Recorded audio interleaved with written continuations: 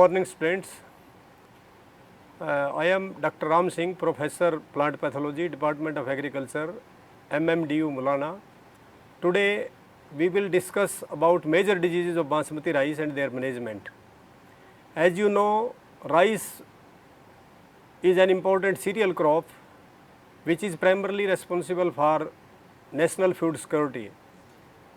The North Indian states like Haryana, Punjab contribute substantially to the central pool, thereby ensuring the food security. The production of rice is reduced by several biotic stresses. Among them, insect pests and diseases are the most important one. So, regarding diseases of Basmati rice, the rice crop is attacked by more than 75 diseases. Among these, two diseases, that is foot rot and bakane and blast, are the most devastating diseases which attack Basmati rice in North Indian states. The commonly cultivated Basmati varieties in North India are Traudi Basmati, CSR 30, which come in traditional tall category, whereas semi-dwarf Basmati rices include Pusa Basmati 1121, Pusa Basmati 1. So, these are the main varieties of Basmati which are cultivated in North Indian states, particularly in Haryana. Regarding diseases, the first disease which we will discuss is foot rot and bakani. This disease is caused by a fungus which is known as Fusarium molliforme. The fungus exists in two stages, that is asexual stage, which is also known as anamorph or imperfect stage of the fungus, and the other stage is teleomorphic stage, that is perfect stage or sexual stage. Fusarium molliforme, which causes bakani disease, is asexual stage and it produces two types of conidia. One is microconidia and the other is macroconidia. As the name indicates, microconidia are smaller in size, they are oval in shape and usually they are single celled. While macroconidia, they are bigger in size and they are 3 to 5 septate, means 4 to 6 celled, and the shape of macroconidia is sickle shaped, they are sickle shaped. So, this is about the pathogen which causes this disease. Regarding its teleomorphic stage or sexual or perfect stage, the perfect stage is Gibrella fusicori, which belongs to class Ascomycetes, and in this class the sexual spores known as ascospores are produced. These ascospores are born in asci, which are contained in a flask shaped fruiting body known as perithecium. Regarding symptoms of the disease, as it is evident in the slide that the plants which are affected by bakane disease, they are tall, lanky and pale yellow in color. These affected plants, they can be seen in nursery as well as in the transplanted crop. The name foot rot and bakane itself indicates the type of symptom the disease produces. Bakane, the literal meaning of bakane is foolishness, is foolish, means abnormal elongation of seedling, whereas the foot rot indicates the rotting of plant at soil level. So, foot rot and bakane include two types of symptoms, that is rotting of the plant at soil level and excessive elongation of plants which appear taller than the normal seedlings. These seedlings become pale yellow and they are lanky, and after some time these plants start dying. These the affected seedlings may die in the nursery itself or may die after transplanting in the field. In field also, the plants, they appear taller than other plants and they are seen scattered throughout the field. When these plants starts dying, then the fungus multiplies on these plants and it produces whitish growth at the base of the plant, particularly on lower 2-3 internodes. This whitish growth contains the conidia of the fungus or spores of the fungus which are disseminated by wind. Initially, the color of mycelial growth is white, subsequently it changes to pink color. These spores, they are disseminated by air from infected to healthy plant, and the healthy plants, they are infected at anthesis, that is during flowering stage. So, in this way the fungus enters the flower, and from flower the seed develops and the fungus becomes seed borne, and it remains in seed, it survives in seed from one season to the other season. Majority of the plants, they die before coming to anthesis. However, some of the plants which survive up to anthesis stage or up to flowering stage, they bear empty panicles or white chaffy panicles. In these panicles, there is no grain formation, and it can be easily distinguished from stem borer damage, because in stem borer also we get this type of white panicles, but the two biotic stresses can be distinguished with respect to their damage they cause. In Bacane, the plants will be taller than healthy plants, affected plant, whereas in stem rot the plants will be of same height. In Bacane diseased plants, if you try to pull out the affected panicles, they won't come out easily, whereas in stem borer damage, the panicles, white panicles, they will come out with little force, and you will find a hole in the stem which is caused by the larvae of that stem borer insect pest. So, these were the symptoms. Since there is no grain formation in Bacane affected plants, it is always better to uproot or to remove those plants from the nursery as well as from the main field, so that the inoculum does not multiply on affected plants and it does not spread and cause secondary spread of the disease. Regarding disease cycle, I have already told something, that seed is the major source of primary infection. 90% of the role is of seed, whereas remaining 10% of the role is of soil borne inoculum, which gets built up in soil due to burying of infected crop residues in the soil. For disease management, you have to treat the seed, and for seed treatment, first the seed is to be selected. How the seed selection is done? For that we prepare 10% salt solution by dissolving 2 kg common salt in 20 liter of water. Then in this salt solution, the paddy seeds are put, and they are put in that solution by putting 2 to 3 kg seed in one lot. The infected seeds or light seeds, they will float on the surface and these seeds will be removed, whereas healthy and heavy seed which are to be used for raising crop, they will settle at the bottom. This separation of seed is due to increase in specific gravity of the water by addition of common salt. So, through addition of common salt, we are able to separate all diseased and light seeds, and we can discard those seeds and use the healthy seeds settled at the bottom. Now, this seed need to be washed 3 to 4 times with clean water, so that there is no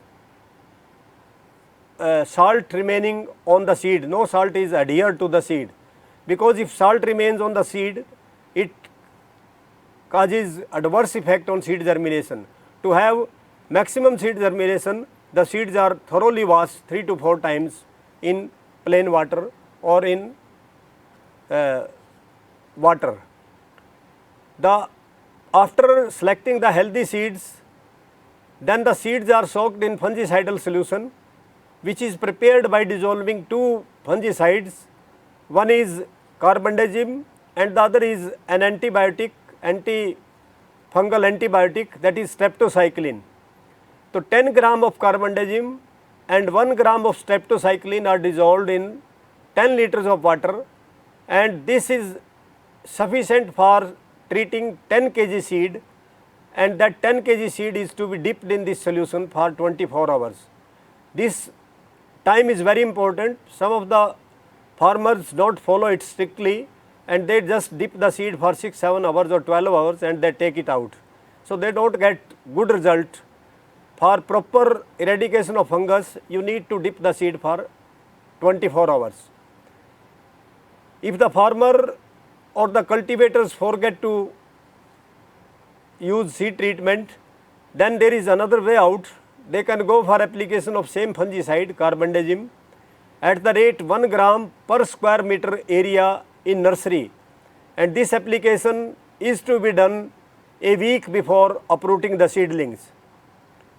The third practice is that seedlings should be uprooted in standing water.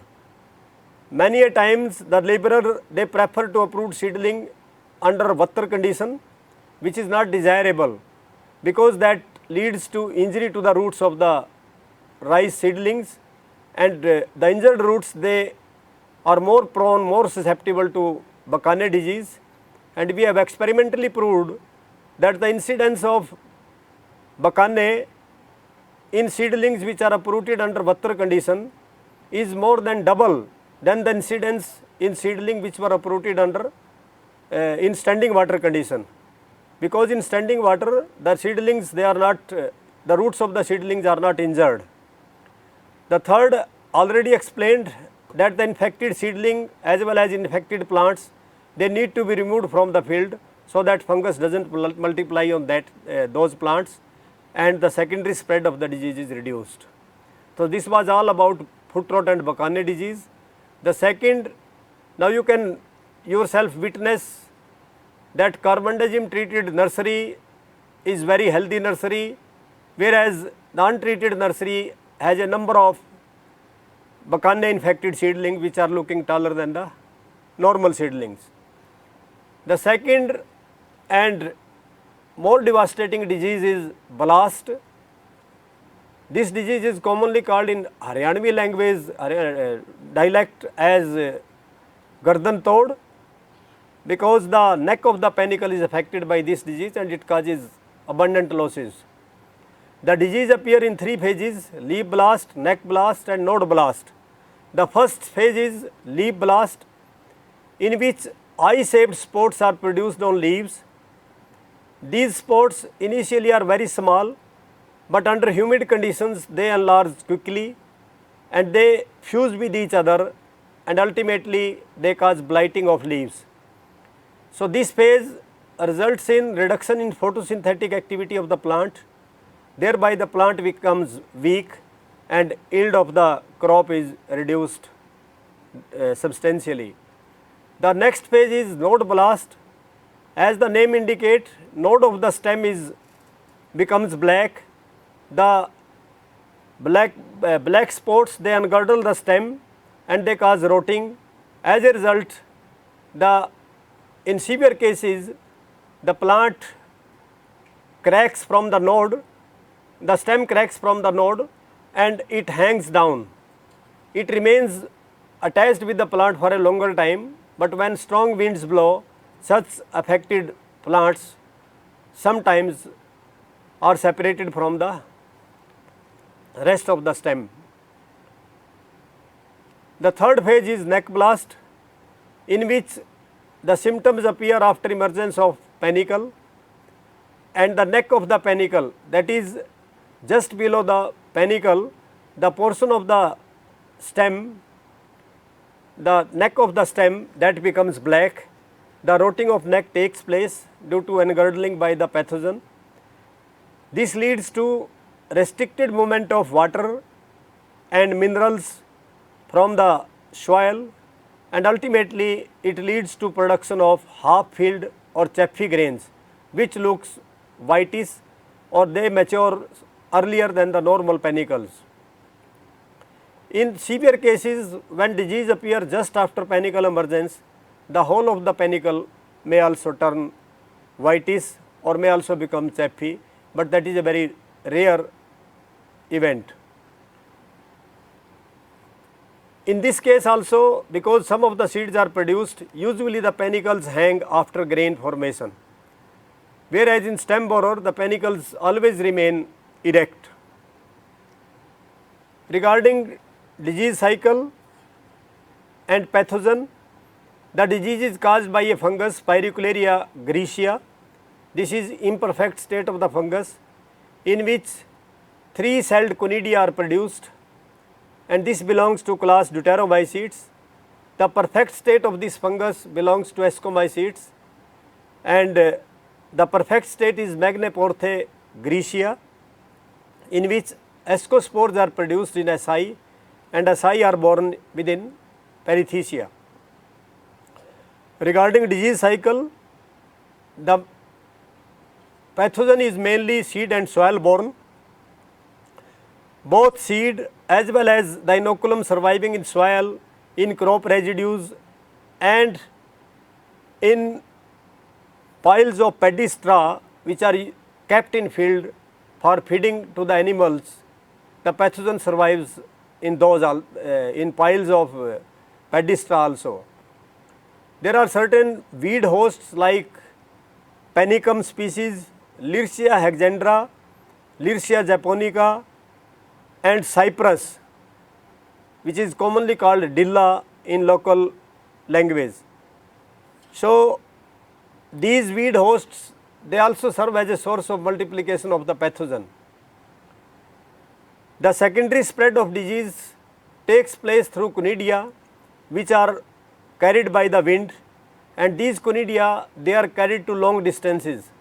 It has been observed that the conidia of this fungus can travel to 20 to 25 kilometer and can infect the field even at such a far off distances. The leaf blast lesions which I showed you in the slide under leaf blast, in which eye-shaped spots were produced on leaves, a typical leaf blast lesion is able to produce 2000 to 6000 conidia per day, and this production continues for 14 days. You can think of how much huge quantity of inoculum is produced by this pathogen, and this pathogen completes several generations or several cycles in a single crop season. So, this is a polycyclic pathogen, and this causes abundant losses by virtue of this polycyclic nature of the pathogen. But we should not be afraid of the disease. If we take care right from the time of sowing of seed, we can very well manage this disease, and farmers are able to manage the disease effectively through package and practices developed by the rice pathologists. The first is seed treatment, that not only ensures the development of vigorous seedlings, but that takes care of all seed-borne pathogens like blast and bacane. The other is there are resistant varieties which can be cultivated for blast management, and Pusa Basmati 1637 is a variety which is blast resistance, and this variety is developed by IRI New Delhi. Time of planting has a great role on incidence of blast disease, and it has been worked out that if you plant Basmati varieties by mid of July, the incidence of blast is significantly less as compared to delayed planting. The condition of the field also matters. If you have sufficient moisture in, if you keep sufficient moisture in field, particularly during the susceptible stages of crop, that is tillering and panicle emergence stage, you can avoid you can minimize the incidence of blast disease. So, you need to avoid water stress, you need to give irrigation regularly, at least the field should be, the moisture should be there in the field, and there should be no drought stress to crop. The last measure is that there are certain chemicals also but we use the chemical as last resort, and the best chemical for management of blast disease is tricyclazole, and this chemical is available in market under the name Beam 75 WP or Civic 75 WP. The rate of application of this fungicide is 120 gram, that is dissolved in 200 liters of water, and this is sufficient for spraying 1 acre of the crop. So, in nutshell, if we want to take good quality basmati rice, if we want to sustain our export of basmati rice, which is worth 55,000 crore per annum, and we are exporting, India is well known for production and export of basmati rice. So, to sustain that, we need to minimize the incidence of biotic stresses, particularly the diseases. So, in nutshell, what we can do, what integrated approaches we can use is use of quality seed. We should get seed from the approved sources. We should use balanced nutrition, because most of the farmers, they use more nitrogenous fertilizers, and that make the crop more susceptible to most of the diseases, particularly to blast. Then seed treatment should be regularly followed, and nursery uprooting should be done in standing water to minimize the incidence of bakane. We should destroy leftover nursery. Many farmers, they use nursery and they don't destroy the leftover nursery, and pathogens multiply on that nursery. So, whatever nursery is surplus to the farmer after transplanting, that should be immediately removed, or that should be immediately destroyed or fed to animals. And likewise, the infected plants should be removed from the field, because they are not going to yield to the farmer. There is no grain formation in those plants. It is better to uproot them and to bury them deep in soil.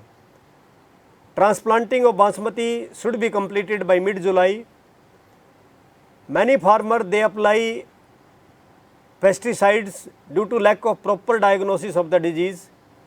I may tell that in North India, particularly in Haryana, many pesticides like cartop hydrochloride are applied even when they are not needed.